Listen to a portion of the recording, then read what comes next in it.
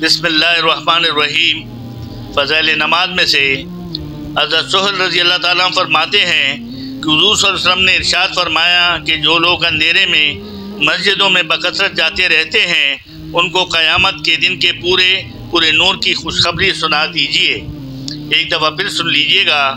हज़रत सुहैल रज़ी अल्लाह ताला अन्हु फरमाते हैं कि हुज़ूर सल्लल्लाहु अलैहि वसल्लम ने इरशाद फरमाया कि जो लोग अंधेरों में मस्जिदों में बकसरत जाते हैं इनको क़यामत के दिन के पूरे पूरे नूर की खुशखबरी सुना दीजिए। फ़ायदे में शेख लिखते हैं यानी आज दुनिया में अंधेरी रात में मस्जिद में जाने की कदर इस वक्त मालूम होगी जब क़यामत का होलनाक मंजर सामने होगा और हर शख्स मुसीबत में गिरफ्तार होगा। आज के अंधेरों की मुशक्क़त का बदला और इसकी कदर इस वक्त मालूम होगी जब एक चमकता हुआ नूर और आफ्ताब से कहीं ज़्यादा रोशनी उनके साथ साथ होगी। एक हदीस में है कि वो क़यामत के दिन नूर के मंबर पर होंगे और बेफिक्र और लोग घबराहट में होंगे। एक हदीस में है कि हक़ ताला शानहू क़यामत के दिन इरशाद फरमाएंगे कि मेरे पड़ोसी कहाँ हैं।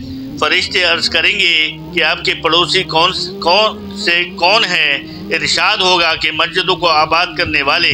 एक हदीस में आया है कि अल्लाह ताला को सब जगहों से ज़्यादा महबूब मस्जिदें हैं और सब में ज़्यादा नापसंदीदा बाज़ार है। एक हदीस में है कि मस्जिद में जन्नत के बाग हैं। एक सही हदीस में वारद है कि हज़रत अबू सईद रज़ी अल्लाह ताला अन्हु हुज़ूर सल्लल्लाहु अलैहि वसल्लम से नकल करते हैं कि जिस शख्स को देखो कि मस्जिद का आदी हो तो इसकी ईमानदार होने की गवाही दो। इसके बाद इन्नमा यामुरुल मसाजिदिल्लाह ये आयात तिलावत फरमाई यानी मस्जिदों को वही लोग आबाद करते हैं जो अल्लाह और क़यामत पर ईमान रखते हैं। एक हदीस में वारिद है कि मुशक्क़त के वक्त वज़ू करना और मस्जिद की तरफ कदम उठाना और नमाज के बाद दूसरी नमाज का इंतज़ार में बैठे रहना गुनाहों को धो देता है। एक हदीस में वारिद है कि जो शख्स जितना मस्जिद से दूर होगा इतना ही ज़्यादा सवाब होगा। इसकी वजह यही है कि हर कदम पर अज्र व सवाब है और जितनी दूर मस्जिद होगी इतने ही कदम ज़्यादा होंगे। इसी वजह से बाज़ सहाबा रज़ी अल्लाह छोटे छोटे कदम रखते थे। एक हदीस में आया है कि 3 चीज़ें ऐसी हैं कि अगर लोगों को इनका सवाब मालूम हो जाए तो लड़ाइयों से इनको हासिल किया जाए। एक आज़ान कहना, दूसरी जमात के साथ नमाज़ों के लिए दोपहर के वक्त जाना, तीसरी पहली सफ़ में नमाज पढ़ना। एक हदीस में इरशाद है कि क़यामत के दिन जब हर शख्स परेशान हाल होगा और आफ्ताब नहायत तेज़ होगा, 7 आदमी ऐसे होंगे जो अल्लाह की रहमत के साए में होंगे। उनमें से एक शख्स वो भी होगा जिसका दिल मस्जिद में अटका रहे कि जब किसी ज़रूरत से बाहर आ जाए तो फिर मस्जिद ही में वापस जाने की ख्वाहिश हो।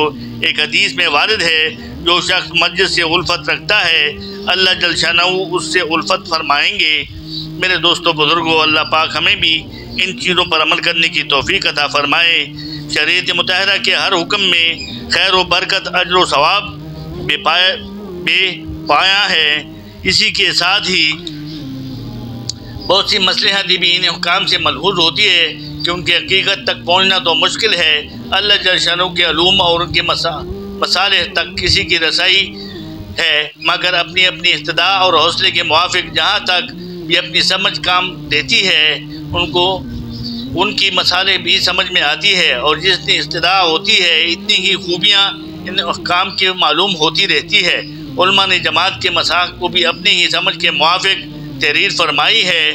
हमारे हज़रत शाह वलीउल्लाह साहब नूरुल्लाह मक़ददू में एक तकरीर इसके मुतालिक इरशाद फरमाई है जिसका तर्जुमा और मतलब ये है कि रस्म व रिवाज के महलकात से बचने के लिए इससे ज़्यादा नाफ़े कोई चीज़ नहीं कि इबादत में से किसी भी इबादत को ऐसी आम रस्म और आम रिवाज बना लिया जाए जो आलल ऐलान अदा की जाए और हर शख्स के सामने ख्वाह वो समझदार हो या ना समझ वो अदा कर सके। इसके अदा करने में शहरी और गैर शहरी बराबर हो।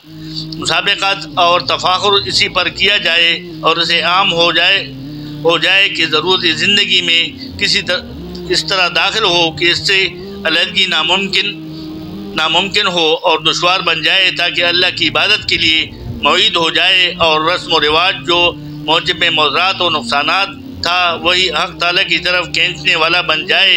और चूँकि इबादत में इसी इबादत में नमाज से ज़्यादा मोहतरम बिल निशान दलील और हुज्जत के एतबार से बड़ी हुई नहीं, इसलिए ज़रूरी हुआ कि आपस में इसके रिवाज को खूब साया किया जाए और उसके लिए ख़ास तौर से इज्तिमा किया जाए और आपस में इत्तेफाक से इसको अदा किया जाए।